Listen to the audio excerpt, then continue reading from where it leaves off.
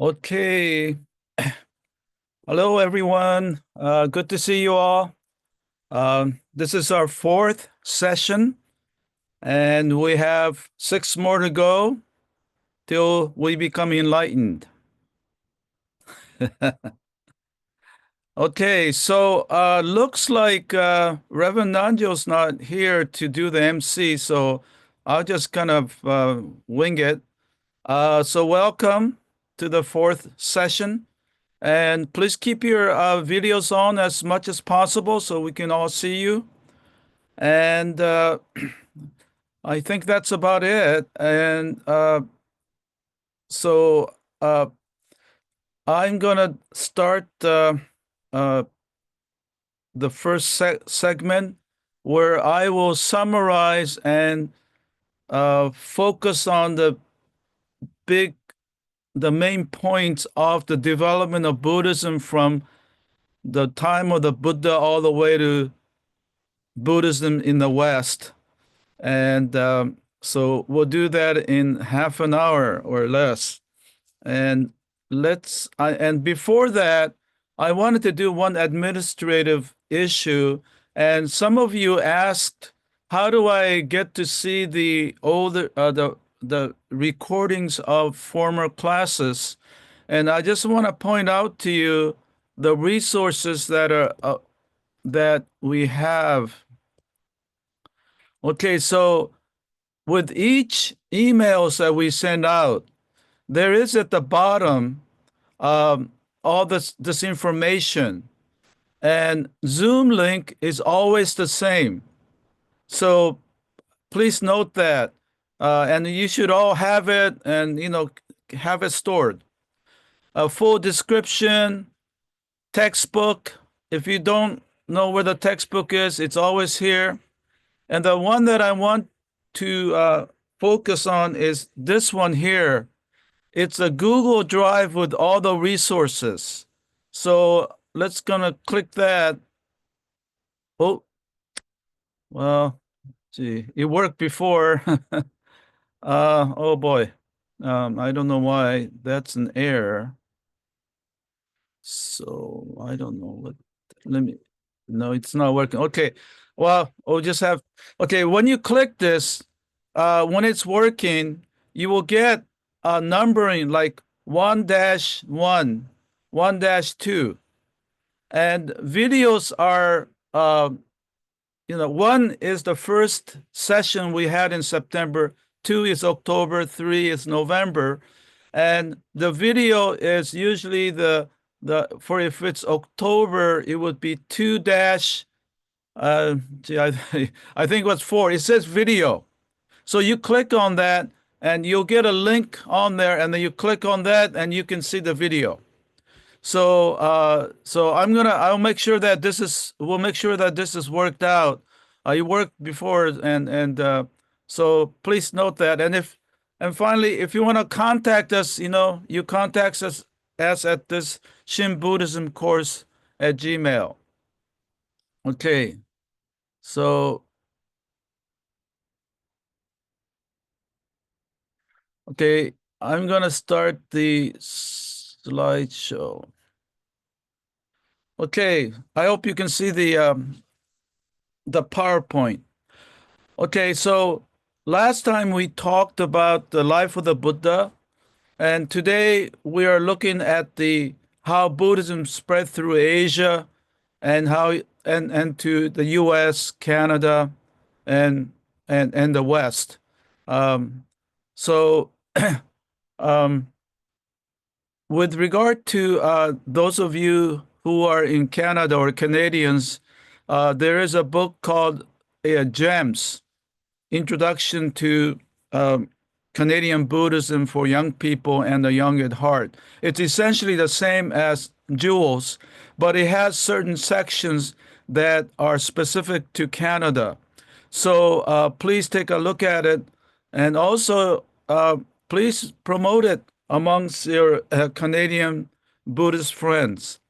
Today we have Elmer and Sofi Morishita from Vancouver sharing their story, and then Gail Wong from Twin Cities Buddhist Sangha discussing and sharing her story about um, the history of Twin Cities Buddhist Sangha.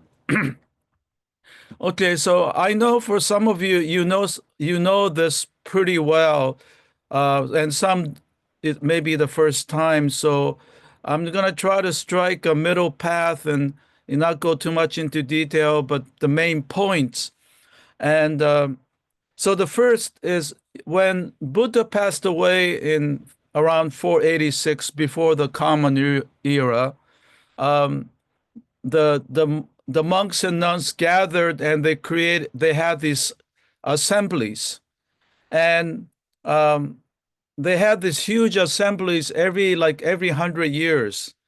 And then so the first time was right after he the Buddha passed, and then they gathered and they began to uh, record what the Buddha had said, but they didn't record it in writing. They just recorded in their memories. And then this was transmitted orally for 400 years. Can you imagine that? I mean, I'm always amazed. You think, how did they do that? For 400 years, the precepts and the teachings were transmitted orally from one generation to next. And then around the time of the Common Era, beginning the Common Era, it began to be written down. And also, about 100 years later, the Buddhist groups had broken up or split up or divided into 18 different schools. And this is before Mahayana Buddhism. Okay, so around the 200 years after the passing of Buddha, we get an individual named King Ashoka. And he is important for many reasons because he supported Buddhism. He was really a tyrant. He was almost a barbarous. He conquered many parts of the Indian subcontinent, and the legend has it that one day he felt very guilty of all the people that he had killed, and he turned over a new leaf and became more religious and began to support Buddhism, not only Buddhism but other, so-called Hinduism, but he definitely had a big impact on Buddhism. Here you see a huge pillar, stone pillars that still are found today, and they give us a great hint about the history of Buddhism from around that time. So he promoted Buddhism. And right here under D, it says that he also sent missionaries out beyond the Indian subcontinent. And the most significant is the one in Sri Lanka, because it's been said that he sent his son Mahinda to Sri Lanka, which began Buddhism in Sri Lanka. The other important things to note is that he carried out social services. So you can see almost the beginning of engaged Buddhism, where he set up medical facilities, um, um, hospitals, and also help people with traveling by, you know, uh, planting trees along the highways. So he is a figure to note from that early period. Now, after you know, around the time of Shak, I said 100 years later, Buddhism has split into 18 different schools, and all the all the 18 schools at that time are no longer with us, except for one, and that is the what is called a Theravada Buddhism. Okay, um, here, Theravada Buddhism. Theravada means school of the elders, and it's found in Southeast Asia and in Sri Lanka and Burma, and it's the only remaining school of the 18. And and I mentioned the fact that it was King Mahinda, King Ashoka's son Mahinda, who transmitted Buddhism to Sri Lanka. Um, I just want to mention that when I was around 23, that's a long time ago, in 1970, I spent a very brief time as a Theravada novice monk for 2 months. And if I have time, I can talk more about it. But for me, it gave me a great opportunity to get a sense of how Buddhism was at the time of the Buddha or close to it, how the Buddha lived, as a someone who had left the world and only possessed the robes and the alms bowl. And in the morning, and you go collect alms, and those experiences really have kind of comprised part of my foundation for my appreciation of Buddhism. And I also wanted to do this because as a Shin Buddhist, I wanted to get a sense of how Shinran experienced as a monk up in the hills, up in Mount Hiei. Okay, now around the time of probably first century or the before the Common Era is when we say Mahayana Buddhism began. And Mahayana Buddhism is important for most of us because most of the uh, Buddhist schools in Japan, or in fact all of it, belong to Mahayana Buddhism.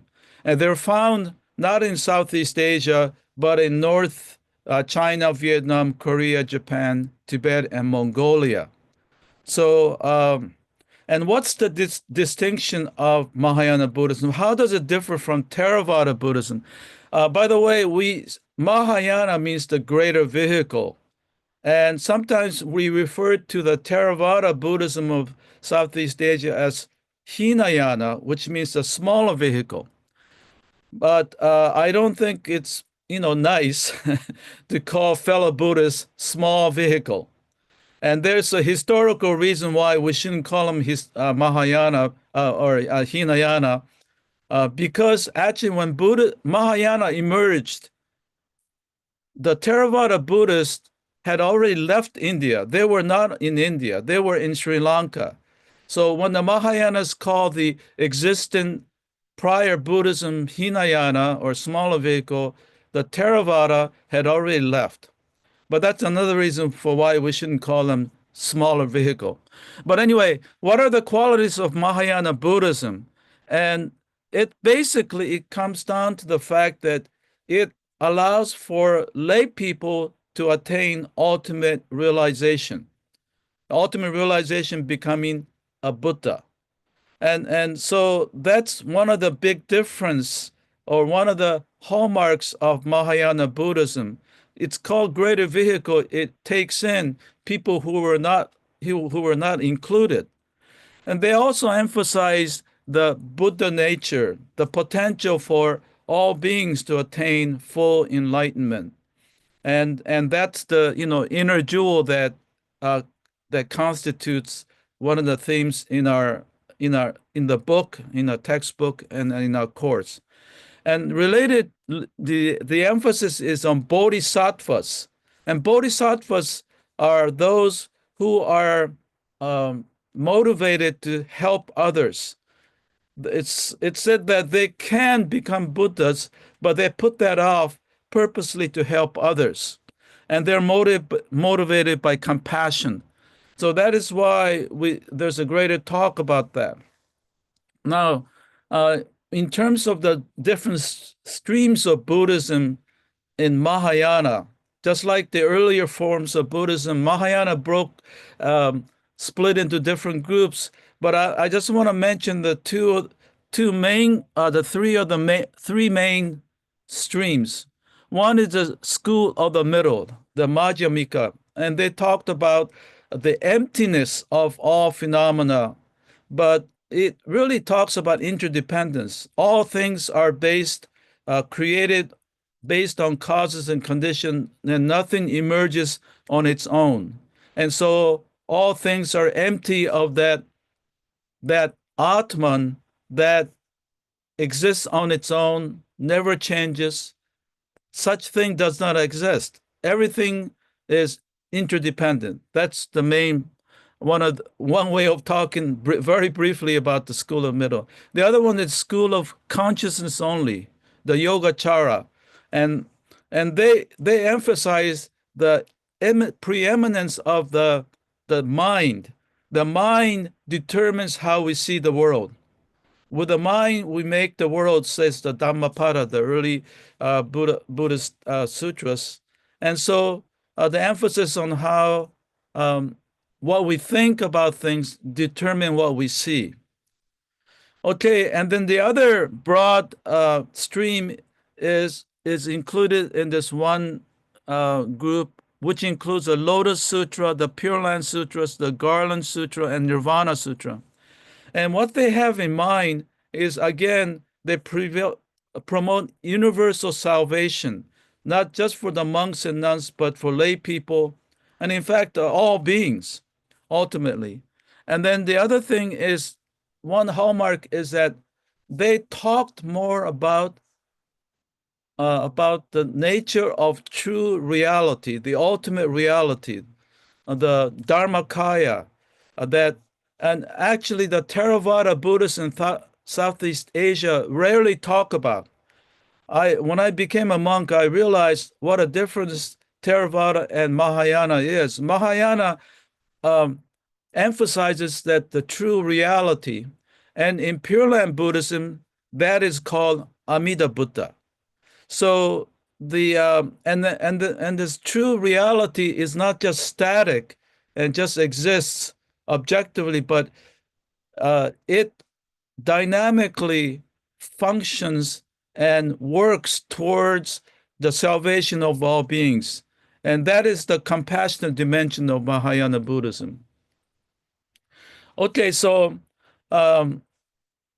some people are surprised to learn that Buddhism no longer exists in India. Well, I should qualify that, and I will do that later. But around 1,000 years ago, Buddhism was disappeared from the Indian subcontinent, and the reasons for that are numerous. But one is the expansion of Islam, and and Buddhism, and also became over reliant on royal patronage. You know, the political, the leaders, and they forgot to really be engaged with the ordinary people.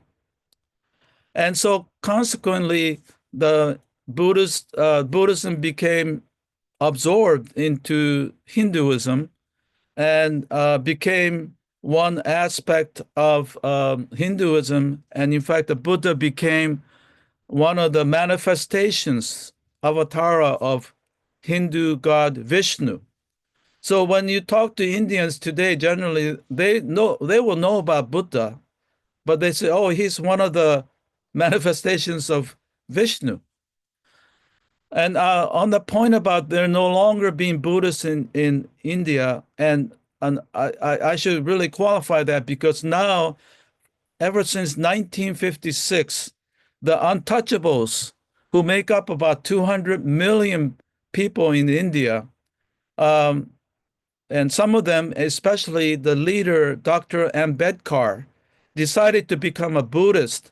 And together with him, hundreds of thousands of people eventually became Buddhists. And so there are today millions of Buddhists. They still constitute a small percentage of Indians, but they are new Buddhists, and who are mostly of the former untouchable class. And that is a whole story that is interesting, but we can maybe cover that some other time. Now, I want to jump to Buddhism in the West. And by West, we're talking mostly North America, especially USA. But we also need to keep in mind Europe and Oceania, Australia, New Zealand. And because Buddhism has spread into into the West, especially since 1960. And but just to go over the brief history of the West, and one thing that we recognize, we really realize that Buddhism in ancient time or even before the modern period never made it to Europe. Buddhism retained, stayed in uh, mostly in Asia. However, having said that, I just want to note that in ancient time, there were Greek Buddhists or Greco-Buddhists in what is now the area of Pakistan and Afghanistan, Asia Minor, and Bactria. And we have Greek kings who were Buddhists who have left, dialogues with Buddhist monks. The King Milinda is a one example. There's a famous sutra that captures the conversation between a Greek Buddhist king and a Buddhist monk. But that's, so that's the extent. They never came, the Greek Buddhists didn't really enter India, but they stayed there. And then after a while, it disappeared. So, but now, again, having said that, as Buddhists from, say, Indian subcontinent never went beyond probably Turkey around, and however, I just want to mention something about, well, let's just say in Europe, in medieval times and even earlier, they knew a little bit about Buddhism, but hardly. But one interesting story, legend I want to share with you is what's called Barlam and Josaphat. This is not in the textbook, but I decided to mention this.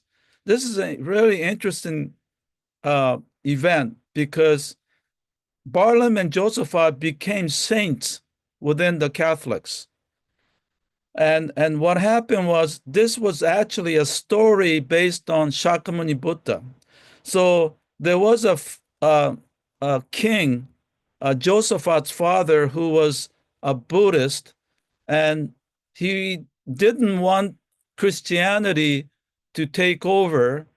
So he was persecuting the Christians in his land. And then his son, Josaphat here, was he didn't want Josaphat to become Christian. So he imprisons Josaphat, his own son. But what happened was Barlam was a Christian hermit, and he teaches Josaphat somehow in prison about Christianity, and then Josaphat becomes Christian.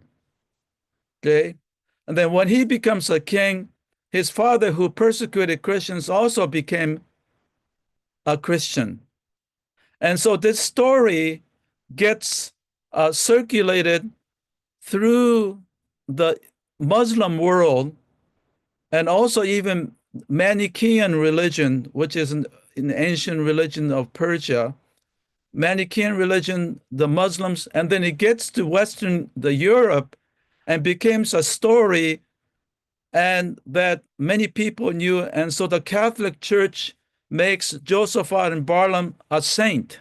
Okay, it's a really interesting story, but they didn't know that this was a Buddhist story, or that this originated had some basis in Buddhist story, And so the Catholic Church, my understanding is that when they found out that what Josaphat at least was based on Shakyamuni Buddha, they decanonized, or no, they no longer made him saint. So they got dropped. But anyway, I've always found this very interesting. But that is the extent of what the Europeans knew about Buddhism in the medieval period, but they didn't even know that was really Buddhist. And so, but there were other, incidences or events that where the Europeans knew about Buddhism, but I think the most prominent is the one by Marco Polo. As he traveled to Asia and China, he wrote about Buddhism. And so I think all we can say is that, again, Buddhism in large numbers never made it to Europe in the modern period. They knew about Buddhism through, in the like 13th century. Marco Polo wrote about it, and other missionaries later wrote about it.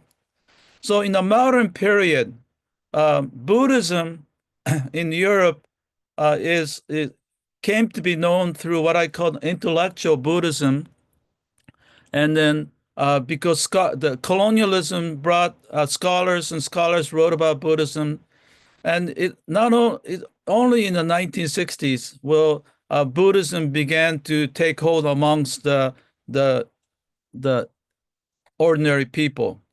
And the same thing with the U.S. Intellectual period in the 19th century, the scholars brought from Europe, for example, translated the Lotus Sutra in around 1840 into English. And then second period, we have the Chinese and Japanese, especially the Chinese immigrants, bringing Buddhism, what I call living Buddhism, and um, and then the third period is most significant because I think from the after the Second World War, you had the beat Buddhists, and then the 1960s, Zen Buddhism in San Francisco, and then from 65 on, when many Asian Buddhists came through the new immigration law, Buddhism began to really take off in the U.S. from about 200,000 and became now almost 3.3 million. So since we're running out of time, I'm going to try to rush it. I find some significant events in the U.S. is the 1893, the World Parliament of Religions held in Chicago. There were 5,000 people who attended, and it was for the first time that the Christians and the Jews met Buddhists and Hindus, and they realized that this is just not a dead religion or ancient religion, but that they had these charismatic Buddhist leaders and Hindu spiritual people who really brought showed the Americans and probably Europeans who were there that the the the what a strong and vibrant religion the the East had. And then I think the most symbolic of the progress of Buddhism in America is symbolized by Dalai Lama receiving the Congressional Gold Medal from the U.S. Congress, with the photo here with the President Bush and the Speaker of the House and the Senate Majority Leader. And I want to just mention at the end that Canada is essentially the same. You see the same patterns that we see in the U.S. a little bit later, but Canada now has also 1% of the population, which makes it 300,000 or so who are Buddhists. And it started in around 1904 with the arrival of Jodo Shinshu Bishop, um, uh, Bishop Sasaki, and his great granddaughter Sharon Sasaki is taking our course, and she gave a talk last year.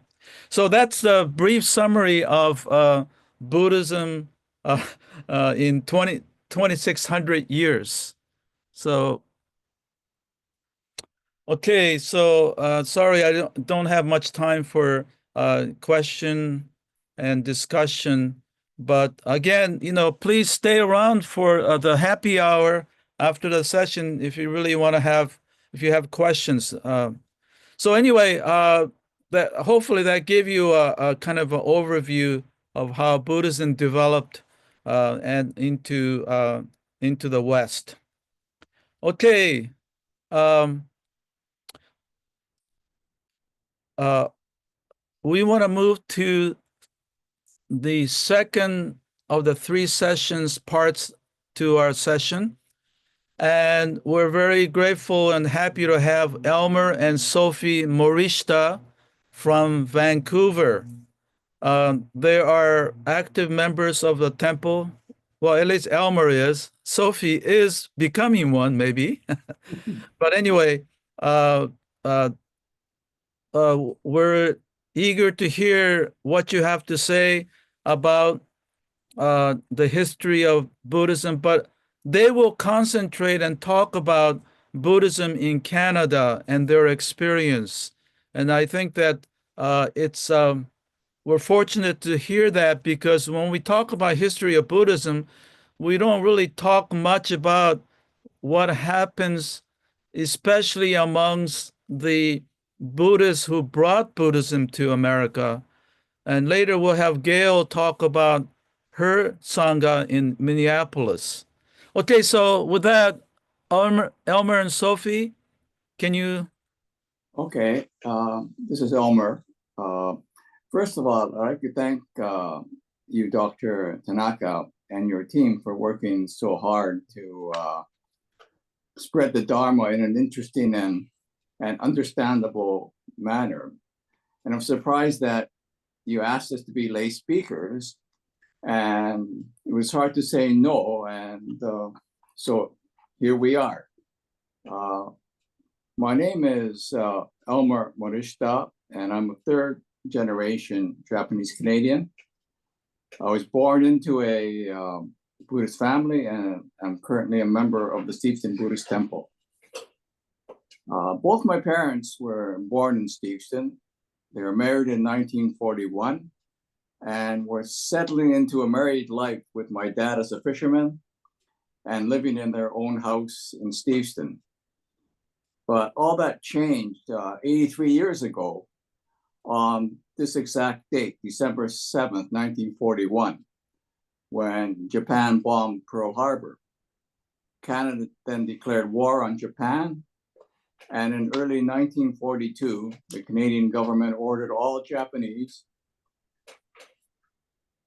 including those who were Canadians, to be moved at least 100 miles from the West Coast. Our family was uprooted to a farm in Grand Forks, BC, a self-supporting area in central British Columbia near the Canada-US border. I was born there in 1942.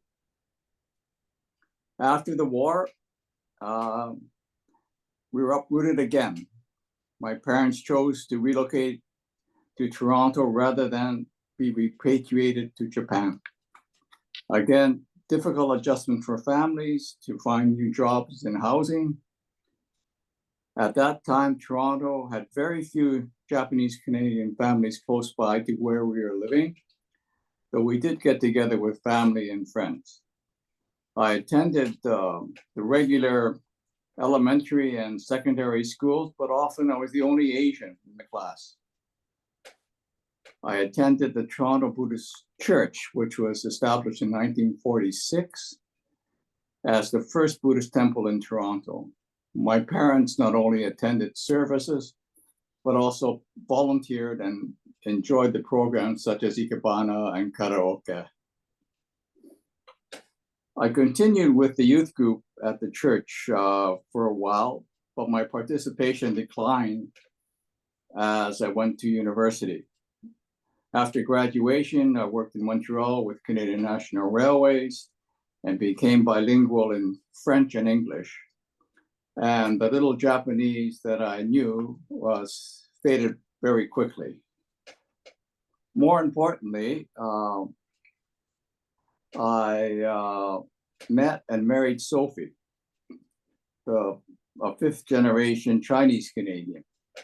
And she is also, as you mentioned, registered for this course, and she'll talk about her background and path to Buddhism. We left Montreal in 1975 because of the political unrest in the province of Quebec, and traveled for a month in China, and then for several months in Japan, and finally settled in Vancouver. We got reestablished with me working at the University of British Columbia and Sophie working part-time for our family in our family's business. We have one son and connected with the Japanese and Chinese communities, getting together with our extended family and friends. I soon felt the need to connect more with family and to explore my spiritual path. I started going to the Eastern Buddhist temple where my parents and grandparents used to go, and where my uncle and aunt would usually be present for service. They encouraged me to become a member of the Eastern Buddhist temple, which I did. I learned more about Buddhism from the Sangha and from Dharma talks and lectures. I then became more involved with the temple as a volunteer for events, chairing services, co-chairing the 80th anniversary celebration, and helping to write our history book, and then became a director and treasurer for a few years. I also took the online correspondence course. All this information convinced me that I was on the right spiritual path for myself, as I could identify with issues like the Four Noble Truths, the Eightfold Path, the Middle Path, but I still continue to read and learn about Buddhism and religion, as I'm not 100% certain about the path, since it remains difficult to eliminate my greed, anger, and stupidity, even though I do try. Since COVID, my in-person attendance at the temple has declined, though I still attend services, lectures, and meditation via Zoom. I also have some comfort that my parents and other relatives and friends have taken similar paths and that they will be there. So that's where I am at in my spiritual development. And now I'll let Sophie talk about her background, and then I'll talk a little bit about the Buddhism in Canada. Thank you, Sensei, for inviting me to participate. My name is Sofi Lee Morishita. Elmer and I have been married for 50 years. It's been only in the last 3 years or so that I have become interested in Shin Buddhism. It took me a long time to get to this point. I am 5th generation Chinese Canadian. Oh, Sophie, yeah, you gotta, Oh, okay. yeah, you're covering your face, so we want to. You're right here. Yeah. My ancestors immigrated in the late 1890s. Oh. I was born in Victoria, British Columbia in 1945. My family moved to Vancouver when I was 5. My parents sent my siblings and I to Hong Kong for schooling when I was 6. At my new home in Hong Kong, all the adults, like my aunts, uncles, were all Buddhist. We observed and practiced many rituals and ceremonies throughout the year. I went to a Catholic school from grade 1 to grade 8. I took Catholicism studies and attended Mass. Religion played a very prominent role in my life growing up in Hong Kong. However, deep inside me, I felt uncomfortable with my experiences related to both religions. I found Buddhism old-fashioned and full of superstitions, and I didn't want to believe in reincarnation. At school, the nuns were stern and severe. I was fearful of ending up in purgatory or hell, as I still had the original sin. I was guilty. Also, I thought being celibate was not natural. In 1960, I returned to Vancouver for high school and university. I promptly decided to rebel and reject all religion. Off with the shackles. That was easy. My family and social circle had no religious affiliation. On the weekends and holidays, I worked in my father's food store down in Chinatown. There was no Buddhist temple, very little religious awareness. Great. So, but then now, thinking back in hindsight, I was wrong. Naturally, the community very much needed spiritual guidance and social welfare. Too many Chinese men had spent too much time in gambling establishments, and there was and at that time in Vancouver, there was a special and unique situation in Chinatown. Since the early days, we had the only government legalized gambling places strictly for Chinese people, and only Chinese can go there. And this is probably the only legal gambling place in the entire province, and maybe even in the entire country. So too many men gambling and drinking were their blind passion, a reflection of the reality of life, the last frontier, a regrettable situation down there. Fast forward to the present, I have slowly reconsidered Buddhism, especially Shin Buddhism, North American version. It started when Elmer told me that priests and ministers do get married, and believing in reincarnation is not mandatory.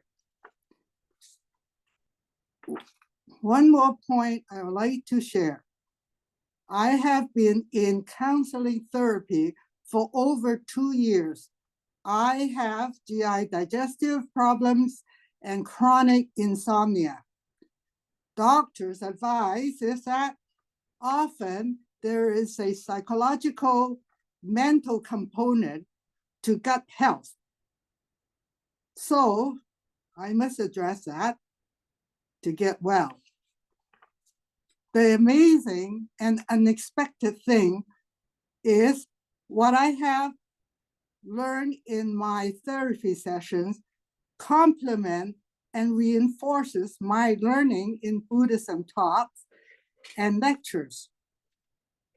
Their approach and discussions on concepts like compassion, gratitude, perspective, acceptance, awareness, letting go, oneness, inner and outer jewels, to name a few, are very similar and related.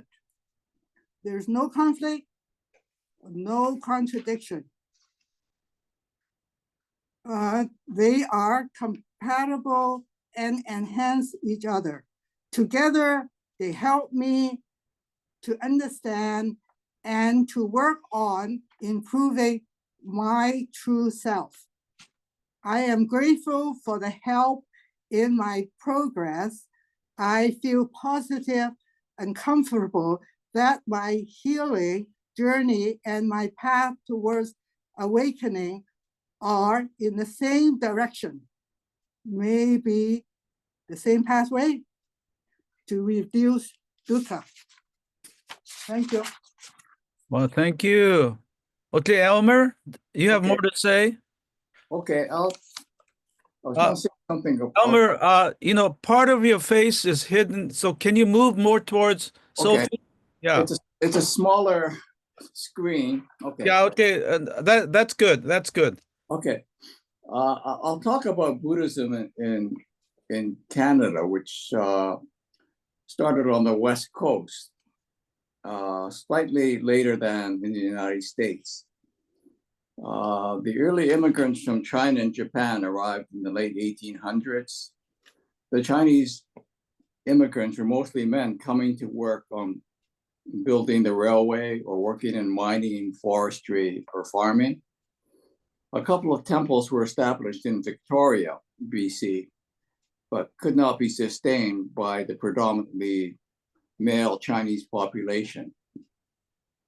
The first Japanese arrived in Canada in 1877, and more followed and found employment in construction and fishing and farming.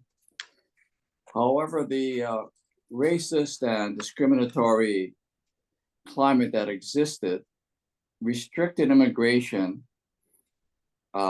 with the imposition of a head tax on the Chinese immigrants and on the restriction on the immigration of family members of the Chinese. And in 1907, there were race riots with much property damage to Chinatown and Japantown.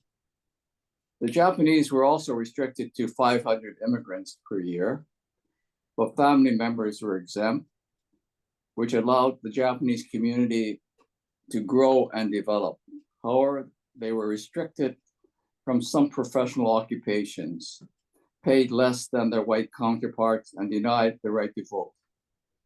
The Buddhists were wary of the racist sentiments, so made their temples churches and their programs and services more in line with Western churches, as they did in the United States. The Mother Temple in Japan helped by sending priests to Canada to serve the members. These churches became community centers as well as houses of worship, since the Japanese Canadians felt more comfortable there. The Second World War disrupted the lives of Japanese Canadians in the community, as basic rights were stripped away and they were uprooted and moved at least 100 miles from the West Coast. All their property was seized and eventually sold at a fraction of their value. Some 22,000 Japanese Canadians, of whom 3/4 were Canadian born, were uprooted and sent to internment camps in BC or to work on farms in BC, Alberta, and Manitoba. For example, some 930 Japanese Canadians, mostly Buddhists, including the first Nisei Buddhist minister, Reverend Tsuchiya, and 4 other ministers were sent to Sandon, BC, which was an abandoned silver mine town in the Kootenays with only about 20 local residents. Another 560 families, again mostly Buddhists, moved to work on sugar beet farms in Alberta. Some Buddhist ministers also went and helped them to establish Buddhist temples to support their social and spiritual life with the teachings to comfort and help them to deal with their difficult situation. Buddhists were also sent to other ghost towns and road camps and self-supporting sites. The uprooting and internment of Japanese Canadians was motivated by the racism that existed in the province, as there was no evidence that members of the Japanese Canadian community in any way supported or aided Japan in this conflict. And I think the same is true for those Japanese Americans as well. In Canada, the Japanese Canadians couldn't return to the West Coast until April of 1949, whereas the Japanese Americans were able to return right after the war in 1945. And I believe that the Jodo Shinshu Buddhism was the largest Buddhist group at that time in Canada. In Canada in 1967, our 100th year, multiculturalism was promoted and immigration more open and welcoming. Immigration Act no longer looked at race as one of the considerations for immigration. Those immigrants coming from Asia and South Asian countries often came as families and brought their religion with them. This helped the new immigrants to the US and Canada feel more comfortable in settling in their new homes, since they could continue with their culture and religion while integrating into American or Canadian way of life. In Canada, many of the new immigrants, including the Buddhists, settled in Ontario, the financial and economic center of the country, and now home to about 45% of Canadian Buddhists. The number of immigrants were large enough to establish temples and social centers where they could share their language, religion, and culture. Many of these temples were built by Chinese immigrants from these countries and were supported by the mother temple in the home country. There were large groups of refugees coming as well, such as about 200,000 from Vietnam in the 1990s. Many of these boat people settled in Quebec and established temples, since Vietnam was once a French colony and French is the first language in Quebec. Buddhism increased also with the growing interest in meditation and chanting, and with the popularity of Buddhist leaders like the Dalai Lama. Dr. Tanaka mentioned 100 or so Buddhist organizations in Los Angeles. In Vancouver, we have evidence of more religious diversity and acceptance as our highway of heaven. Our highway of heaven is where there are about 25 houses of worship from various religions side by side on a 3-kilometer stretch of highway in Richmond, BC, which is just south of Vancouver. They not only serve, and there are about 5 or 6 Buddhist organizations in that group. And they're not only serving their members, but they also have become a tourist attraction and have this nickname, the Highway to Heaven. And actually tonight there's a documentary being shown on our Knowledge Network about this Highway to Heaven. It's on tonight at 10:30. So I think I'll watch that as well. Okay, thank you. Could I continue a little bit more? Sure. Okay. In 1988, federal government acknowledged the wrongdoings done to the Japanese Canadians and provided redress funding affecting those who were interned, similar to what happened in the United States at about the same time. Then in 2012, the provincial government apologized. And in 2020, provided redress funding for these individuals and organizations affected by internment. These funds are being distributed now. So all Japanese Canadians affected by the internment were eligible to apply for funding, to upgrade infrastructure, to fund programs, to support wellness of individuals.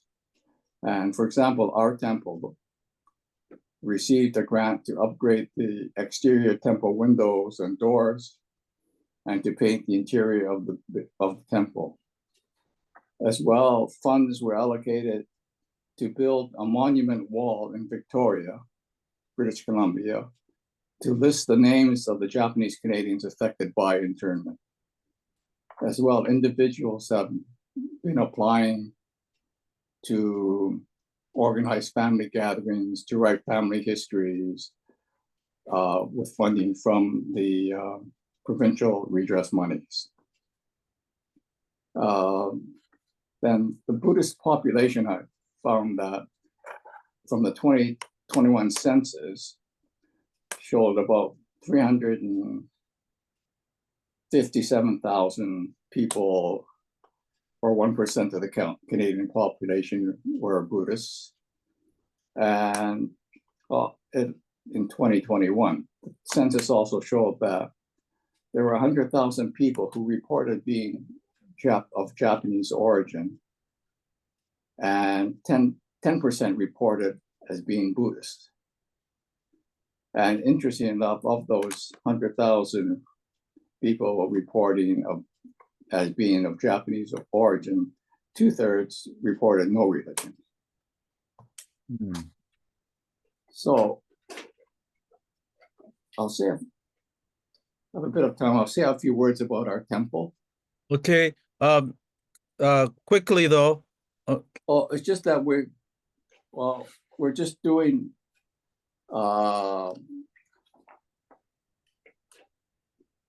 taking on activities that will make sure the continuity, like introducing meditation and chanting, organizing Zoom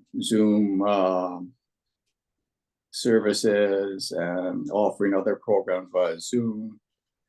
We have also partnered with the province to build the seniors housing on part of our property to service the Japanese Canadian community and to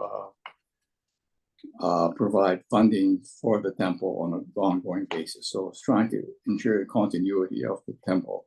And we do have a minister who's fully bilingual, Canadian born.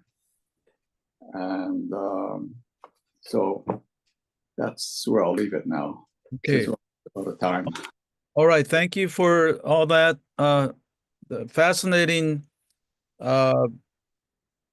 events and what you both have gone through, and it's part of the history of Buddhism, not only in Canada, but if you look at it as a part of an overall history of Buddhism as it spread, and it's an important dimension. Okay, so we have time for maybe one or two questions or comments. Does anyone have? There's one question, Sensei, in the chat. Okay. Denise is asking, were all provinces part of the original provincial apology? Also, the same question for the redress monies. No, the redress, the current redress was offered by the government, the provincial government in BC, but the monies could go to those who were affected and living elsewhere in Canada. So you could be living in Ontario, but you're qualified because you were affected by the internment, and you could apply for a grant. Okay, good. One more? Or... No, just thank you.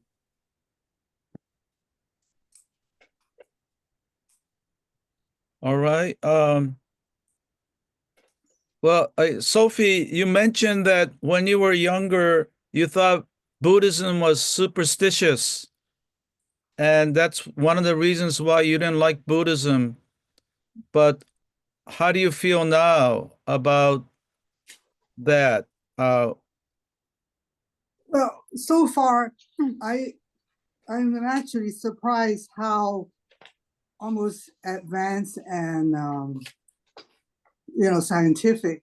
There's no contradiction between Buddhism that I've learned from your lectures and that to be superstition. Because when I was in Hong Kong, we have all these ceremonies and deity, and then they have these incense urns on the back door in the corner and the doorway, and then there's a little statue and this and that. So seems like everything has a deity. Like to be good fortune, then the business would have one, and then has an incense burner, and then when people die, they hire these people chanting for hours and days on end, and they sound like crying and wailing, and they burn these paper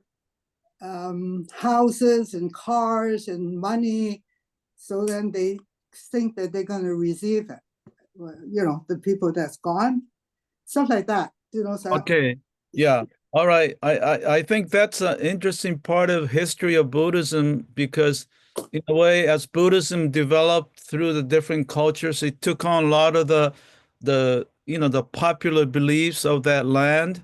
And so in Asia, including Japan, you still see a lot of that, legacy from the past where, uh, you know, who to practice what's called more popular beliefs and so in North America in class like this we like to think that we're learning about uh, original true Buddhism, the essence of Buddhism, not the other, belief systems. And so that's why you will see that what we learn is really doesn't include a lot of the superstition, so-called superstitious dimensions. So you get in the original, the heart of the Buddhist teachings as taught by the Shakyamuni Buddha and also the masters of the different schools. And by the way, reincarnation uh, is of course has been part of Buddhism, but it is I have said this before, and I will say later when we get to that, belief in reincarnation is not essential for you to be a Buddhist, and I consider it secondary or even tertiary dimension of Buddhism, but it's not the most important thing. And so, anyway, we can talk about that. So, thank you for sharing, and congratulations on 50 years of marriage. And uh, coming, so it's especially to see that you come from two ethnic backgrounds and you have endured a lot of things and we appreciate you sharing your life and thoughts with us. Okay, so now we have the privilege of hearing from Gail Wong, who is minister's assistant at Twin Cities Buddhist Sangha, and she will talk mostly on that. But I hope we can learn a little bit about yourself as well. And then, okay, so you have about 20 minutes or so or to go. Okay. All right. Well, thank you for inviting me to speak. I know some of you were expecting to hear Dr. Or Reverend Todd Tsuchiya, but I'm a poor substitute, but I'll Okay, try. I'm sorry, Gail. Let me. I should have done that. I should have explained. Uh, you know, uh, uh, the sensei was gonna speak, but he developed a situation with a really bad back, and he's recuperating. He just felt that he could not uh, give the talk. So instead, Gail has. Did he ask you to do pinch it? No, you did. Oh, I okay. I kind of I know why. Yeah, because I knew you were one of the leaders at the Twin Cities, and okay.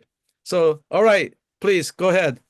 Okay, well, so my name is Gail Yanari Wong, and I think my story is very similar to Elmer and Sophia, but I was born and raised in St. Louis Park, Minnesota, which is a first ring suburb of Minneapolis. I currently live in Eden Prairie, which is another suburb very close to there. And so this region is commonly referred to as the Twin Cities. So named for Minneapolis and St. Paul, which are situated just across the Mississippi River from each other. I'm Sansei. I'm a third generation Japanese American and lifelong member of the Twin Cities Buddhist Association Sangha. I'm married to a second generation Chinese American. That's why my married name is Wong. We have two adult children. My son and his wife live in St. Paul, and I have a daughter and her husband live in Boulder, Colorado. No grandchildren, but I do have two lovable granddogs.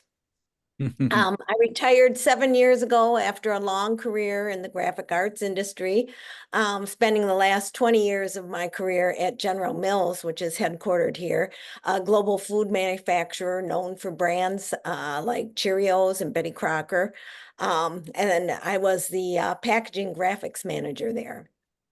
So my parents were Nisei, second generation Japanese Americans. My paternal grandfather immigrated to the United States from Japan in the early 1900s and settled in Denver, Colorado, where he raised 9 children with my grandmother before passing away in the mid 1930s. My maternal grandfather settled in Stockton, California, and farmed the Delta area there. He also passed away in the mid 1930s. Both families were devout Buddhists and brought their faith with them to America.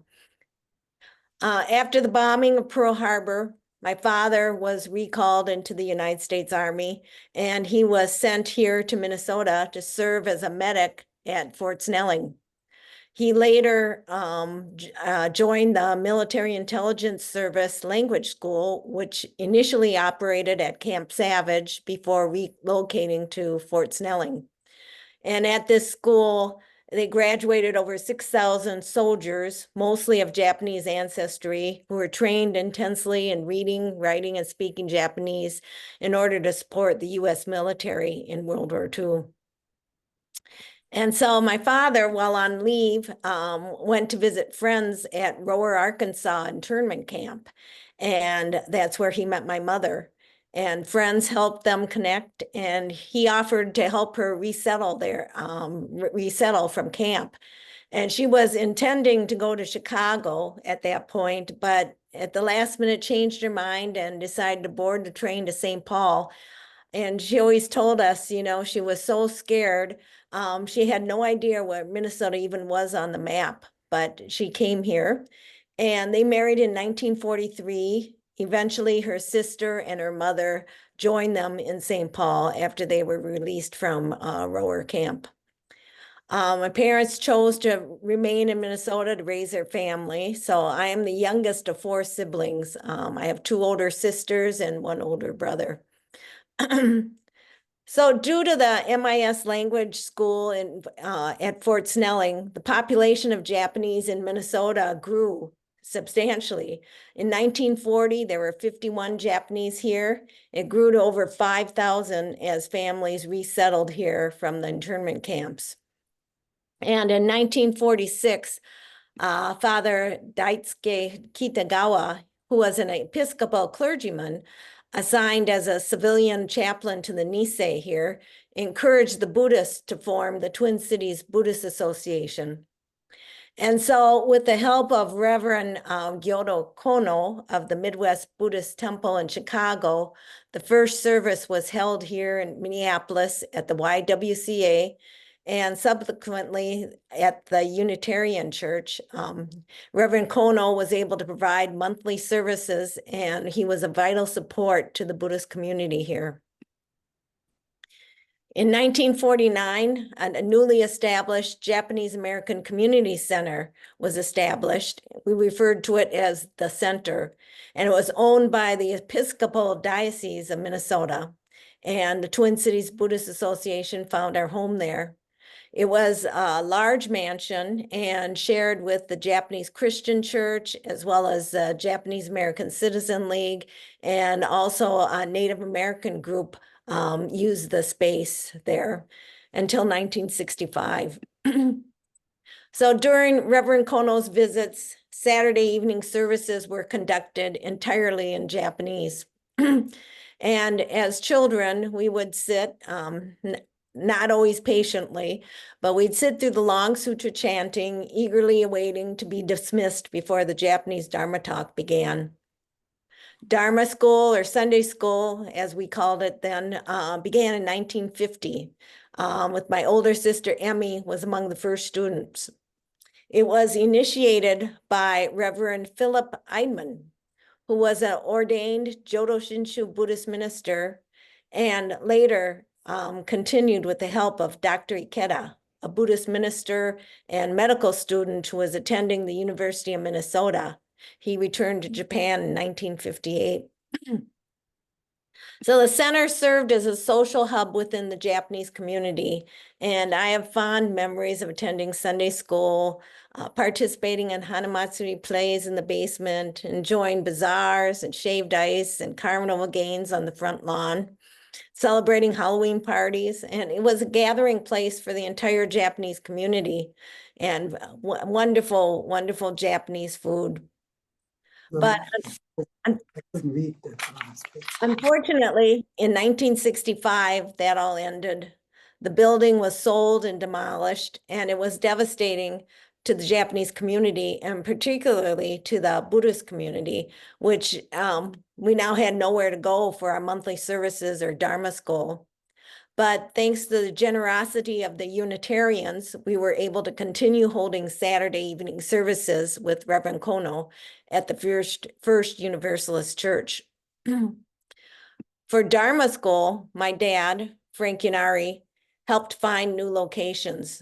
And we met at several interesting venues, including a performing arts theater, where I remember they used to have to drape sheets over the inappropriate artwork before we had services.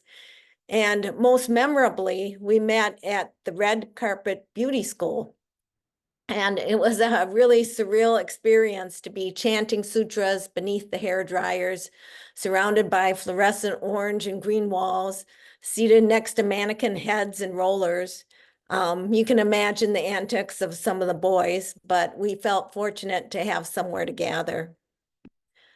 When the beauty school was also demolished, Dad found new space at the Minneapolis School of Business, and Dharma School continued on celebrating Hanamatsuri plays each April on Buddha's birthday.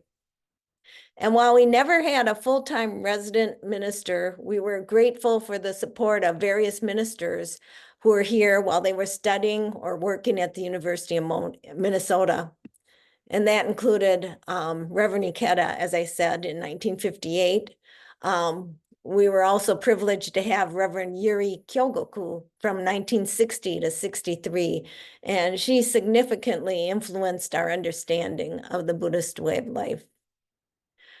Reverend Shijun Yakumo from 1966 to 68. He ended up marrying my sister Emmy's college roommate. And I understand that Mrs. Yakumo just recently passed away. Reverend Makino was with us from 1968 to 1970 while he was studying at Eau Claire, Wisconsin, and Reverend Shigefuji from 1972 to 73. We also had the spiritual guidance of Mr. Shig Tsurasaki, who received his Tokudo ordination in order to support us. Then following Reverend Kono's passing in 1975, Reverend Ron Miyamura of the Midwest Buddhist Temple in Chicago became our steadfast supporter, visiting us 7 times a year for over 50 years. So as the children grew up, participation in Dharma school waned for a time. However, as my generation of sanseis began having children, we mothers reestablished the Dharma school in the 1980s, rotating and hosting sessions in our homes. Eventually, we came full circle and were able to rent a room at the YWCA for our Sunday meetings. However, with the onset of COVID and the tragic events surrounding George Floyd, everything came to a halt. The YWCA was located near the turmoil, which was a disaster zone. But nevertheless, through the magic of Zoom, Twin Cities Buddhist Sangha has not only survived, but we've thrived. We've expanded our services from 7 times a year to 12, and now we have expanded services to twice a month, so a total of 24 services a year. On the first Sunday of each month, we rent a room in a park building so that we're able to chant together in person. And on the third Sunday, we connect exclusively via Zoom. Currently, we have 58 paid members, and while we are struggling to increase our in-person attendance, many of our attendees participate through Zoom. We're attracting people from places as far as Florida, Pennsylvania, Michigan, New Mexico, California, and Wisconsin. So Minnesota has proven to be a fertile ground for raising Buddhist ministers. Notably, those born and raised here have been Dr. David Matsumoto, who recently retired from as president of IBS. So he was born and raised in St. Paul. Reverend Patti Nakai, who just retired from the Buddhist Temple of Chicago, was born and raised here. And Reverend Henry Adams of the San Mateo Buddhist Temple, I know he spoke at one of the early sessions. He also grew up in Minnesota. And then we talked about Reverend Todd Tsuchiya. He grew up in our Sangha, and he now serves as the resident minister of Midwest Buddhist Temple in Chicago, but he continues to support the Twin Cities Buddhist Sangha. And then we're also very fortunate to have Reverend Chiemi Onekura Blai in our community. She was raised in a Jodo Shinshu temple family in Fukuoka, Japan. It comes from 22 generations of Buddhist, being a Buddhist temple. She married Micah Blai while he was working at Medtronic in Japan and moved with him to Minneapolis, where they're raising their 3 children. And she just happened to find our Sangha just by chance.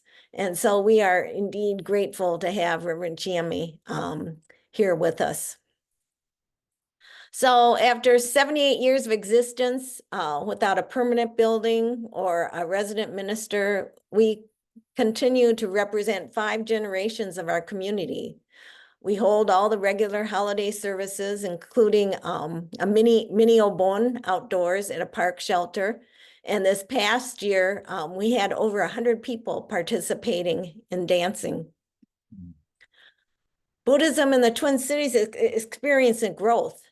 Minnesota is home to several other Asian immigrant communities. And I recently did a Google search and I discovered 27 listings of Buddhist temples, including Laotian, Cambodian, Vietnamese, Tibetan, and many Zen traditions. Notably, we have the 2nd largest Tibetan population in the United States after New York State. I'm a volunteer guide at the Minneapolis Institute of Arts, and Mia recently has collaborated with the Tibetan community to install a permanent Tibetan home shrine exhibit, and that is generating considerable interest from all over the community. So Twin Cities Sangha has forged strong relationships with 2 Soto Zen temples in the area. And once a year, we hold a joint service with each of them. While I was born into Buddhism, my understanding of Shin Buddhism was pretty limited. I only grasped the basics of general Buddhism through Sunday school, but it wasn't until after my parents passed away that I saw deeper meaning. And so in 2011, I discovered an ad in the Wheel of Dharma for a Buddhist history tour through Japan, through the Center for Buddhist Education. And so my husband and I took that trip. It was a remarkable experience, and we traveled throughout Japan. However, it was during a visit to a small rural Buddhist temple in Fukuoka that I truly connected with my heritage. There, Reverend Bishop Umezu, who accompanied us, encouraged us to look around and absorb our surroundings. The temple ladies serving us tea and sweets, and the rural farmland around us, the sounds of chanting together in the hondo. He highlighted that these were the places our grandparents came from, that this was the faith that they carried with them to America. And so this realization impacted me profoundly, and fostering a connection to the past and a desire to explore and understand more about the Dharma.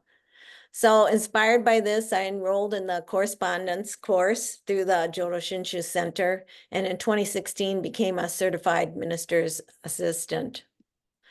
So after 78 years, the Twin Cities Buddhist Sangha continues to thrive despite not having a permanent minister or a fixed building.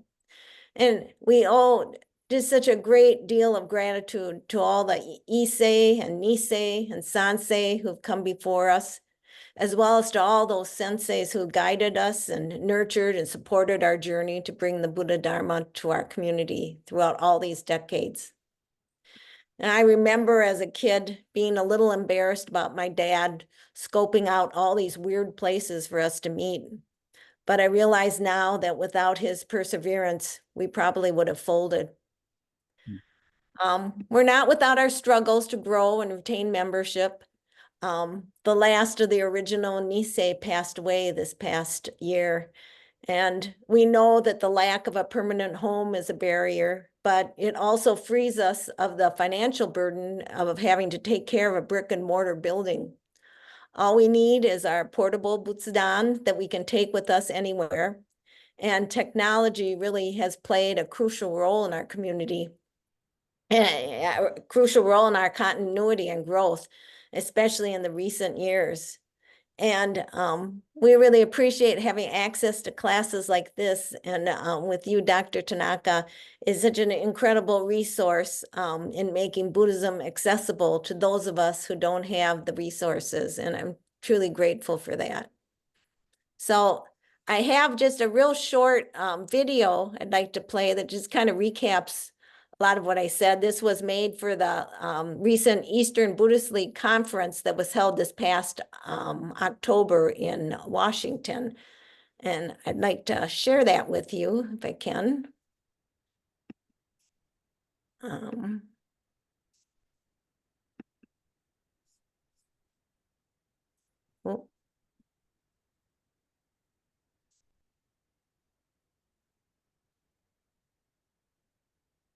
Can you see it? Yes. Okay. The Twin Cities Buddhist Sangha of Minneapolis and St. Paul, Minnesota, has a history that began in 1946. The Military Intelligence Service Language School at Fort Snelling during World War II brought many Japanese Americans and future Sangha members to the area following their release from the incarceration camps. On July 5, 1946, 49 Nisei and Issei members signed the original constitution of TCBS. With the guidance of Reverend Gyodo Kono of the Midwest Buddhist Temple in Chicago, services were held at various facilities and members' homes. Over the years, the Sangha was assisted by many generous ministers and lay leaders. In 1973, Reverend Ron Miyamura was installed at MBT, and part of his new responsibilities was to oversee the Twin Cities Sangha. He traveled to the Twin Cities 6 times per year to hold services and share the Dharma. With his leadership and guidance, we were able to keep our group in operation.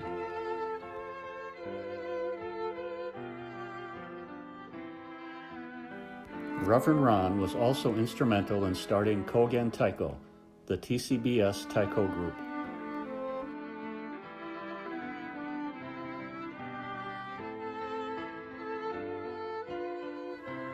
Kogen Taiko began in 1985 and shared Buddhism and Japanese culture to a wide audience until 2013.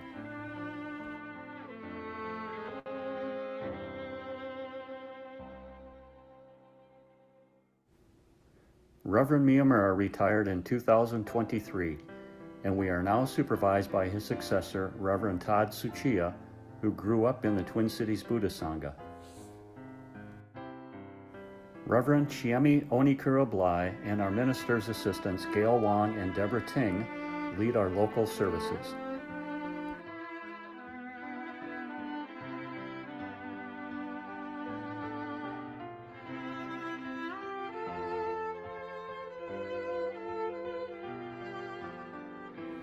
With their dedication, we are able to hold services twice per month in rented space in Minneapolis.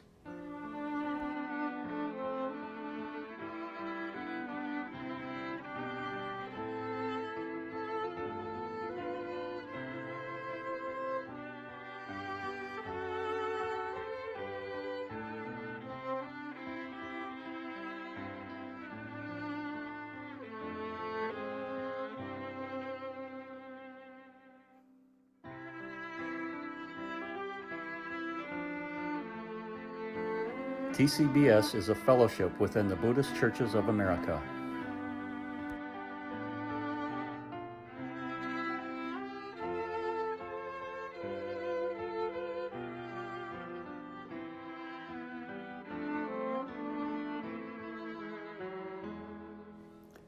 TCBS currently has over 60 members.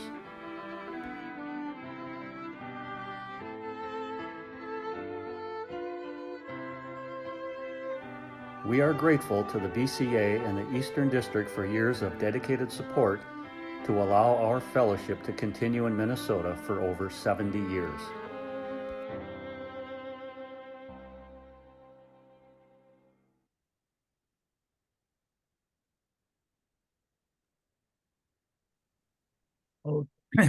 Okay, that was The wonderful. sun had barely risen over Atlanta's skyline when Sarah Collins's alarm buzzed at Sorry. 6:30 a.m. Okay. Thank you, Gail, for that your talk and the mini video. Boy, it's so impressive to see that the Twin Cities Sangha has survived, despite not having a permanent building, and the resilience of the Sangha members is amazing. And so may you, as one of the leaders, continue to keep it up, and I'm sure that it will survive, but probably even grow. So all the best to you.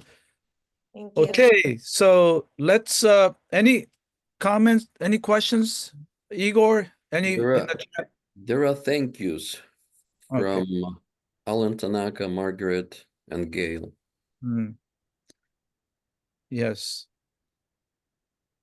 Any comment, any questions? So happy to be able to visit. Oh, okay. So what did you write, Gail? Why don't you say it in your words? I thought didn't you send a chat? Hi, yeah, this is Gail Kaminishi. Okay, good. Please.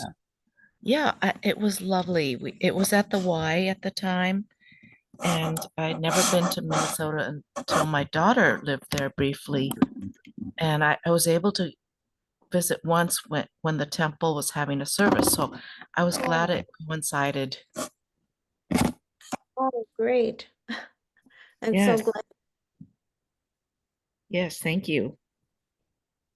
Yeah, I was also impressed that so many of the Shin Buddhist leaders came out of a small sangha or area. David Matsumoto and Henry Adams and of course Reverend Tsuchiya, who was going to speak, and so great. So there must be something in the soil, the air that produce In the water, I guess. in water. Yeah, okay, all right. But well, no comments, no other questions. I think we're all kind of been moved by both the stories from the Morishitas and yourself, Gail. What the Buddhists have gone through, especially during the dark days of the Second World War, and still be able to survive and now thrive. So, okay, so this is part of the Buddhist history, and it has its start 2,600 years ago in northeast Indian subcontinent. And I am quite certain that Buddhism in the West will continue to grow. And as I said, Buddhism never made inroads amongst the people in the West. But today, it's a growing religion in most places, U.S. and Canada. And I just noticed that in Australia, it's even more than 1%. It's about 2%. And in France too, there are many people who don't claim to be Buddhists, but they know a lot about Buddhism. They're interested in meditation. And according to one specialist that I met, France, close to 4% may be Buddhist or strongly Buddhist affiliated. So there was a question here, which is older, Buddhism or Hindu? So, well, when you say Hindu, it has its origins in Brahmanism and Ved, So, in a way, I simply put, okay, there's another question, so I'm just gonna say the Hinduism goes back to Brahmanism, and it goes back to Indo-Aryan religion. Its origin is Indo-Aryan. But Buddhism and Jainism is not considered part of that stream. It's, in fact, it was in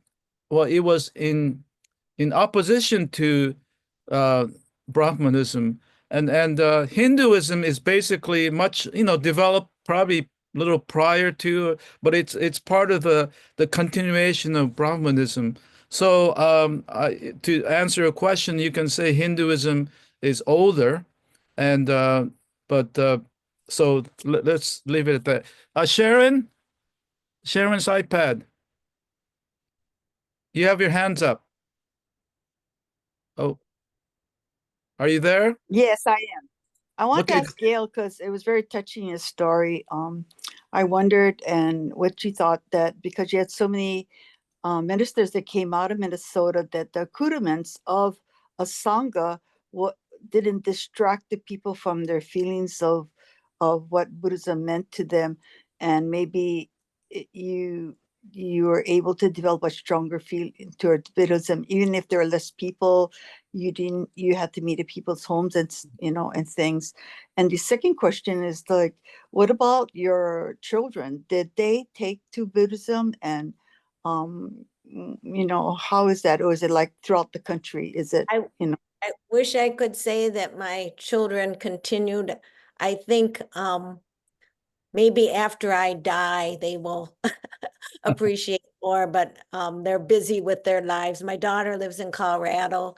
She'll go to a funeral for the Yanari side in Colorado when, represent the family. My son, his wife is kind of interested, but he isn't interested right now. So I think they feel they're Buddhist at heart, but as far as coming to service, I can get them to come to Obon, but that's about it. Okay. Well, what about the other question? The first question, Sharon, can you repeat it? Yeah, can you repeat it? Yeah, because there were so many ministers that came out of Minnesota, that maybe the accoutrements of a Sangha wasn't necessary, and your feelings about Buddhism was deepened without, it's like, doing deep meditation. It's within yourself rather than the material things that are around you. I wanted to know if you thought maybe that's why your spirituality developed stronger without all the accoutrements of a permanent Sangha. Yeah, I think it was well, for me, I think because my parents were such devout Buddhists and committed and leaders, that I just felt drawn to search more and learn more. And I think it was that in the Japanese here, there were fewer Buddhists than there were Christians among the Japanese people, so it was a pretty tight community. And I don't know, they're just core families that stayed together, and I think that's what held it together. So, well, here in Honolulu, we have a lot of temples, and a lot of them had to close down. So I don't know if a Sangha helps to, reach out to other people with temples. Your population has grown, even if it started off very tiny. And I think in Honolulu, it might have decreased rather than increased. Okay. I think interest from all our Sangha looks very different. It's a very diverse group now. And so people are finding us and interested. So very few Japanese left. Okay, we're now over time, and now we're getting a lot of questions. I Thank hope you. I wish people would ask them earlier, but just to very quickly, Gail, when you say Twin Cities temples are experiencing growth, and you mentioned the Laotian, Cambodian, Tibetan temple, are these Jodo Shinshu temples? No, No, it's a no. Theravada or, I think a lot of Theravada and a lot of Zen temples though. Oh, okay. The Zen temples are usually new converts. Yeah. You say, yeah. Okay, so yeah, sorry, we don't have enough time. So Myrna Naoki Sensei was a minister's assistant at SBT, then became a minister and assigned to Kelowna. So, okay. All right, so, and one for Elmer, and we'll close with this. And Elmer, when you say the Canadian temples are reaching out by introducing meditation and chanting, is the outreach to other ethnic groups? We see Sanghas losing members and diminishing numbers, and we are trying to reach out to other ethnicities, i.e. Hawaiian in particular. So, outreach to other ethnic groups? I don't think specifically to other ethnic groups. I think it's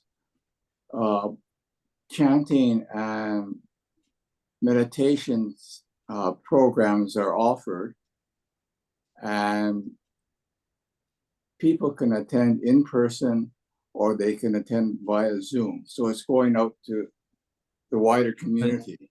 I see. Not necessarily to specific ethnic groups or other temples. Yeah. Okay. All right. All right. Let's end it there. So today we looked at the history of Buddhism and the latter part, especially in Canada and America, and I think we can all appreciate the fact that Buddhism that we have seen and experienced are possible because of the precedents and all the people and institutions that made Buddhism possible. So, okay, we're getting another question, but hopefully you guys can ask questions earlier by chat next time, then we can address them earlier. Okay, so if you want to discuss more, you're more than welcome to attend our happy hour or the Nirvana hour, as we call it. And we'll take a short 5-minute break and get back, and we'll see you next year in first weekend in first Saturday in January of 2025. So if you don't see each other, Happy New Year and best wishes in the holidays. So thank you for the speakers. Thank you, Gail and the Morishitas. Okay, come back if you and for the happy hour.